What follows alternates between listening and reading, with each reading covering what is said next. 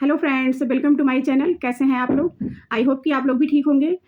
तो आज जो मैं वीडियो लेके आई हूँ वो 128 सीट और 126 सीट यानी कि हमारी मुख्य सेविका भर्ती में जो 128 सीट को लेके मामला चल रहा है और 126 सीट को लेके मामला चल रहा है। आप लोग भी सुन रहे होंगे, ये बड़ा ही चर्चा में है क्योंकि बहुत सारे चैनल्स पे इन चीज़ों को लेके बात की जा रही है। तो हमारे चैनल पे भी हम उसी को लेके बात कर रहे हैं। वैसे तो 126 सीट को ही लेके बात करते हैं, लेकिन 128 सीट का भी मैटर आ गया तो उसके लिए भी बात करना ज़रूरी है। तो आप लोगों को मैं बताऊँ कि जो 128 सीट है भूतपूर्व सैनिक की, इस पे आप लोग भी जानते हैं, कोई फॉर्म नहीं पड़ा है, कोई कैंडिडेट्स नहीं है। तो 128 सीट का क्या हो सकता है?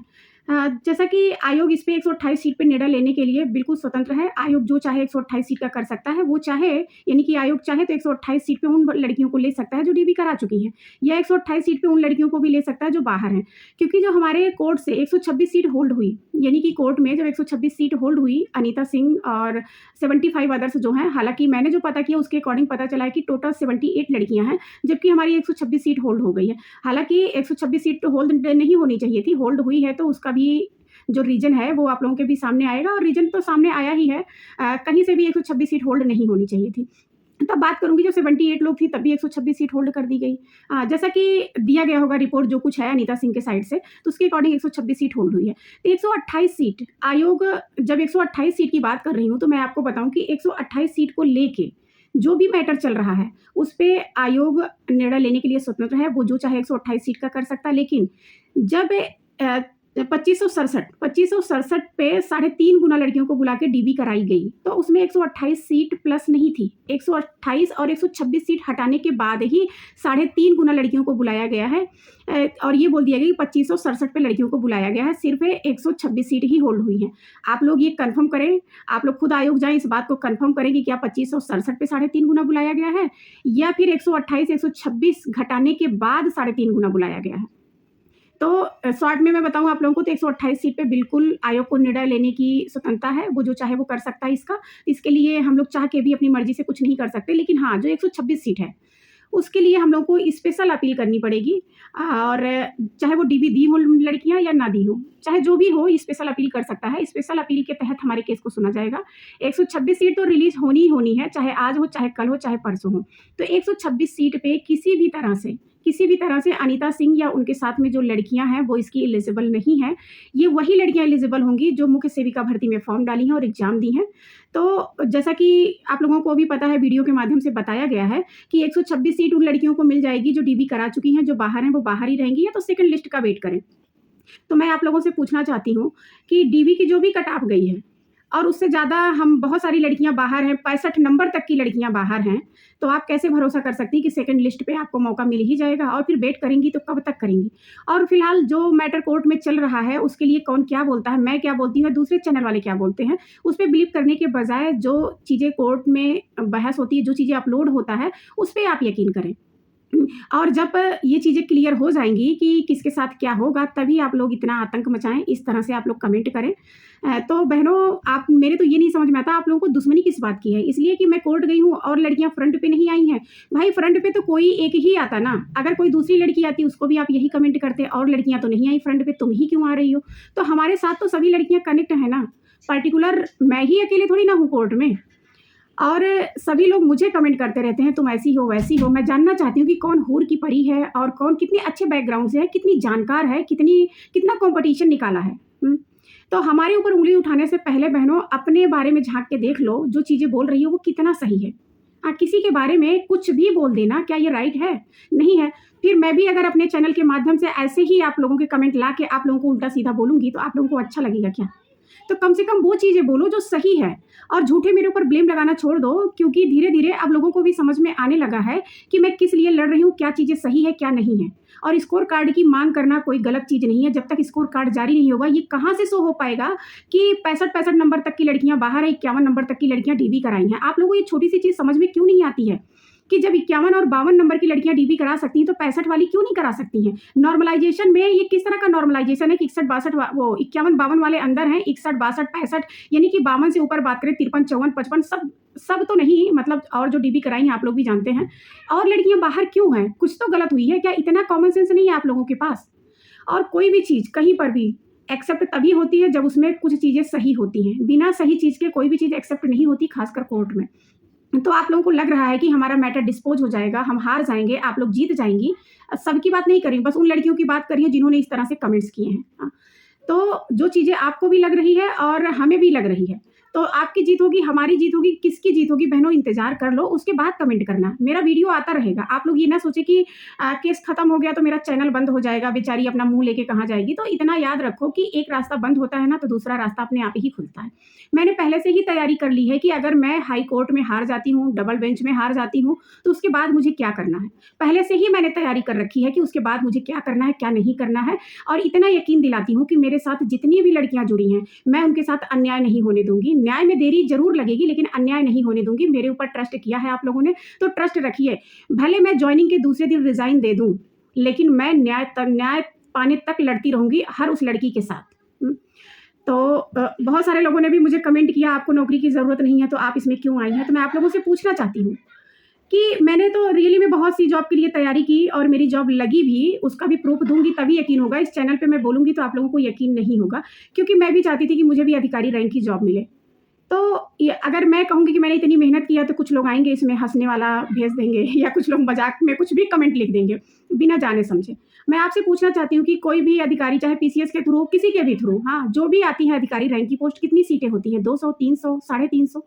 तो उसमें बताइए कि कितने बच्चे तैयारी करते हैं, क्या सब सेलेक्ट ही हो जाते हैं? या तो मेरी बदकिस्मती है या यूँ का आप लोगों की नज़र में कि मैंने मेहनत नहीं किया होगा। हाँ, तो आपकी जो मर्ज़ी वो आप समझ सकते हैं, लेकिन जिस दिन मैं अपने सर्टिफ़िकेट दिखाऊँगी आप लोगों को जिस भी वीडियो में, उस दिन आप लोगों को यकीन हो जाएगा कि मैंने भी क्या किया है लाइफ़ में, क्या नहीं किया। मेरी बदकिस्मती है कि मुझे अधिकारी रैंक की कोई जॉब नहीं मिली। और ये जो मैंने मुख्य सेविका भर्ती में फ़ॉर्म डाला सिर्फ़ कुछ लोगों का मुँह बंद करने के लिए, जिन्होंने अचानक से ही मुझे ऐसे ताने मारे थे जो मुझे बर्दाश्त नहीं हुआ। तो जिस दिन ये फ़ॉर्म आया उसके दूसरे दिन मैंने सरकारी रिज़ल्ट पे देख के फ़ॉर्म डाला कि इसमें एक सीट मुझे लेनी ही लेनी है। अब जो बहनें ज़्यादा नंबर लाई हैं उन्हें तो ये लगेगा कि मैंने मेहनत नहीं किया, लेकिन मैं ईमानदारी से बता रही हूँ कि मेरे 2 छोटे बच्चे आप लोग समझ सकते हैं उस टाइम कितने छोटे रहे होंगे। उनको रात के 10 बजे से पहले हर हाल में मैं सुला देती थी, रात के 10 बजे से कंटिन्यू मैं बैठ जाती थी, सुबह का 4 बज जाता था, मुझे पता नहीं चलता था। बल्कि मेरे हस्बैंड भी मेरे ऊपर नाराज़ होते थे, मेरे तो समझ में नहीं आता कि तुम इस जॉब के लिए इतनी मेहनत क्यों कर रही हो, हाँ? हमने कहा नहीं मुझे गलत चीज़ें बर्दाश्त नहीं होती, उस गलत चीज़ें जिसने भी बोली है उसका मुँह बंद करने के लिए मुझे ये जॉब हर हाल में चाहिए, चाहे मैं दूसरे दिन ही क्यों ना जॉब छोड़ दूँ। हालाँकि इस चीज़ को लेके काफ़ी तकरार भी होती थी मेरी, लेकिन मेरी मेहनत और लगन को देख के मेरे हस्बैंड को लगा कि अगर मैं इसमें एक सीट पाना चाहती हूँ, तो उन्होंने मेरा सपोर्ट किया। एग्ज़ाम के हालाँकि आप लोग भी जानते हैं तकरीबन 1 महीना या सवा महीना रह गया था जब हमारी एग्ज़ाम की डेट आई थी। तो कुछ रीज़न ऐसे थे कि चाह के भी मुझे समय नहीं मिल पा रहा था इतना, लेकिन तब भी रात के 10 से सुबह के 4 बजे तक तो पढ़ना हर हाल में कंपल्सरी था और मैं पढ़ती भी थी। और क्लासेस भी मैंने पेड क्लासेस लिया, गार्गी मैम से पढ़ा, अंकित चौधरी सर से पढ़ा, जितनी भी क्लासेस इन्होंने दिया, ईमानदारी से मैंने सब कंप्लीट किया। उसके बावजूद भी मेरे 56 नंबर आ पाए और जिन बहनों के 60 के प्लस नंबर हैं, तो मुझे पता है कि उन्होंने रियली में बहुत मेहनत किया है। लेकिन बहनों साथ में ये मैं बताना चाहती हूँ कि ये बताइए कि जिसने मेहनत नहीं किया उसके 70 नंबर आ जाएँ, 60 नंबर, 65 नंबर क्या आप लोग बर्दाश्त करेंगी? हाँ, तो मैं इस भर्ती में पारदर्शिता को लेके बीड़ा उठाई हूँ, तो ये चीज़ें मैं सामने ले आऊँगी। अगर सब चीज़ें ठीक रही तो आप लोगों के सामने जब भी सभी सही चीज़ें आ जाएँगी ना, तो आप लोगों को खुद शॉक्ड लगेगा कि हमारी मेरिट इतनी ज़्यादा कैसे गई है। और कट-ऑफ की भी मेरिट जो 52.42 गई है ना, इतनी भी नहीं जाती, यकीन मानिए 48 के ऊपर या 50 के ऊपर किसी भी हाल में नहीं जाती। और दूसरी बात कि मैंने जो भी अपने रिट में ये पॉइंट्स डलाया है, हालाँकि 9 पॉइंट्स हैं, तो पर मैं 1 पॉइंट्स पे बात करूँगी कि आप ही लोग बताइए कि डीबी के लिए, डीबी में उन्होंने सबकी कट-ऑफ सेम लगा दिया। क्या ये सही है? अगर आपको वेटेज देना है, चाहे वो ओबीसी हो, चाहे एससी हो, चाहे ईडब्ल्यूएस हो, जो भी कैटेगरी की लड़कियाँ हैं, जिनको आप फाइनल में आरक्षण देंगे, आप इसी स्टेज पे क्यों नहीं दे देते? आप उनको इन तो करो, बाद में आप आउट करना। क्योंकि अभी आपके पास तो कितनी सारी प्रॉब्लम्स है, एलिजिबिलिटी का क्राइटेरिया ही कन्फर्म नहीं है कि किसको लेना है, किसको नहीं लेना है। तो अभी इसी स्टेज पे आपको उनको ज़रूर लेना चाहिए था, जो आरक्षण की हकदार हैं। फाइनल में फिर आप किस तरह से उनको बाहर निकालते, वो अलग चीज़ें थी, अलग मुद्दा था। लेकिन लोग एक्सेप्ट कर लेते हैं, वो लोग जिनको ये लगता है कि अरे! हमारा तो हो ही जाना है, हम तो डीबी में आ गए तो हमारा हो ही जाना है। आप सभी लड़कियाँ जानती हैं 8,337 में से कितनी लड़कियाँ ली जाएँगी?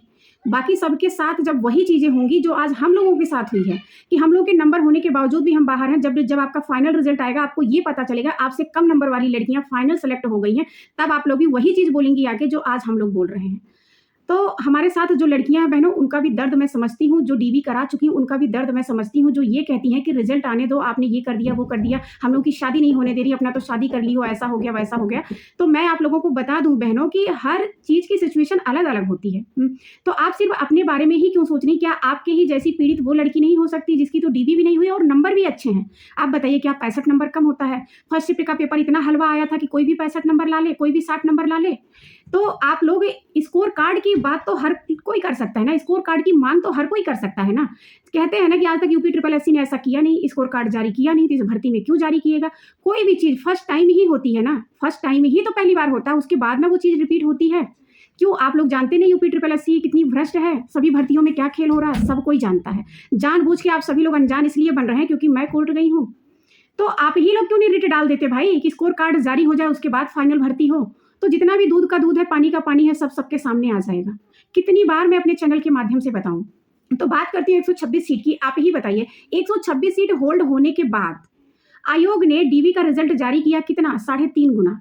तो जब आप 2567 यानी कि 128 प्लस होने के बाद मैं बात करी 2567 पे अगर आपने 3.5 गुना लड़कियों को बुला लिया, तो 126 पे भी तो आपको 3.5 गुना लड़कियों को बुलाना ही पड़ेगा ना। ऐसा ही प्रावधान होना चाहिए ना, और ऐसा ही प्रावधान है। अब इसमें लीपा पोती हो जाए तो अलग बात है, लेकिन अगर लीपा पोती होगा तो उसके ऊपर भी चीजें हैं, हाई कोर्ट है, हाई कोर्ट के ऊपर सुप्रीम कोर्ट है, तो स्टेप बाय स्टेप चीजें चलेंगी। तो मैं जो भी ज्यादा जानकार लोग हैं मैं उनको अपने चैनल के माध्यम से बताना चाहती हूँ, अगर उन तक हमारी वीडियो पहुंचे तो प्लीज आप लोग भी कोर्ट जाइए, वही चीज करिए जो उचित है, जो प्रावधान के अकॉर्डिंग होना चाहिए। तो 126 सीट हर हाल में उन्हीं लड़कियों को मिलनी चाहिए जो डीबी से बाहर है, क्योंकि 3.5 गुना लड़कियों को बुलाना चाहिए और बुलाएंगे भी। आप देखना मैं 100% श्योर तो नहीं कर सकती क्योंकि मैं कोई जज नहीं हूँ। तो ये जो प्रावधान के अकॉर्डिंग चीजें होंगी स्पेशल अपील के तहत, और वैसे भी डेट लगी हुई है, कल आप लोगों को काफी हद तक चीजें हो सकता है क्लियर हो जाए, वैसे तो रेयर ही चांसेस है और क्लियर नहीं होगा। तो फिर आप लोग देखना कि 126 सीट का क्या होगा, स्पेशल अपील होगी क्या, कौन कौन लोग इसमें जुड़ेंगे, उन सब मुद्दों पे मैंने खुद ही बात कर लिया, आज से नहीं 15 दिन पहले, और हफ्ते 10 दिन पहले भी हमने वीडियो में बताया था कि 126 सीट को लेके शॉर्ट में मैंने बताया था कि मैं 126 सीट पे बहुत लॉन्ग वीडियो लेके आऊंगी और अच्छे से आप लोगों से बात करूंगी।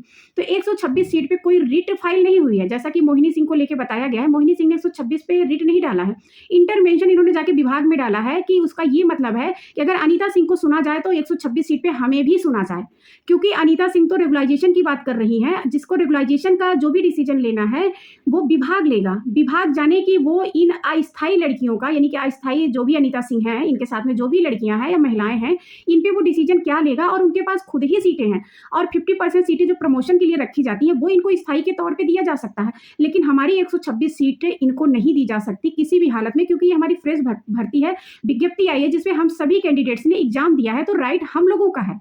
तो इसीलिए अनीता सिंह को जब जब सुना जाएगा 126 सीट पे, हम सभी लड़कियों को सुना जाएगा, क्योंकि हम सभी ने मुख्य सेविका भर्ती में एग्जाम दिया है। आई होप कि 126 सीट को लेके आप लोगों के जो भी कंफ्यूजन थे, जो भी डाउट थे, वो क्लियर हो गए होंगे। अगर नहीं हुए हैं, कोई भी प्रॉब्लम है, कुछ भी है, आप लोग मुझे कॉल कर सकते हैं। और नंबर कुछ लड़कियां तो गुस्सा हो जाती हैं कि मैंने नंबर मांगा था आपने नंबर नहीं दिया। हाँ, तो सबके जो कमेंट्स नहीं देख पाती हूँ। हाँ, आजकल मैं कमेंट्स बहुत ही कम देखती हूँ, हो सकता है 2-4 ही कमेंट रीड करती हूँ, बाकी नहीं देखती हूँ, क्योंकि मुझे पता है कि लोग किस भावना से ग्रसित हैं, किस भावना से ग्रसित होने के बाद वो मुझे कमेंट कर रहे हैं, तो मुझे ऐसे कमेंट से मतलब ही नहीं है। तो फिर मैं अपने चैनल में अपना नंबर बता देती हूँ। मेरा नंबर है 8737985687। आप मुझे कॉल कर सकती हैं। आपका कॉल रिसीव नहीं होगा तो मैं आपको टाइम मिलने पर खुद ही कॉल बैक कर लूंगी। बाकी सबके फेवर में जितना हो सकेगा इस मुख्य सेविका भर्ती में मैं उसके लिए लड़ूंगी। हमारे जितने भी पॉइंट्स, अभी सिर्फ 3 ही पॉइंट्स ओपन किए हैं मैंने, बाकी की चीजें टाइम टू टाइम ओपन हो जाएगी, और जो प्रक्रिया चल रही है उसके अकॉर्डिंग मैं जो भी अपडेट होगा आप लोगों को दूंगी। और आप लोगों ने भी देखा होगा मैंने जो भी अपडेट दिया है वो हमेशा सही हुआ है। अब कोई झूठे आके कमेंट कर दे वो अलग बात है, वो आपकी अपनी मर्जी है। तो चलिए फिर मिलते हैं नेक्स्ट वीडियो में, तब तक के लिए टेक केयर, बाय बाय।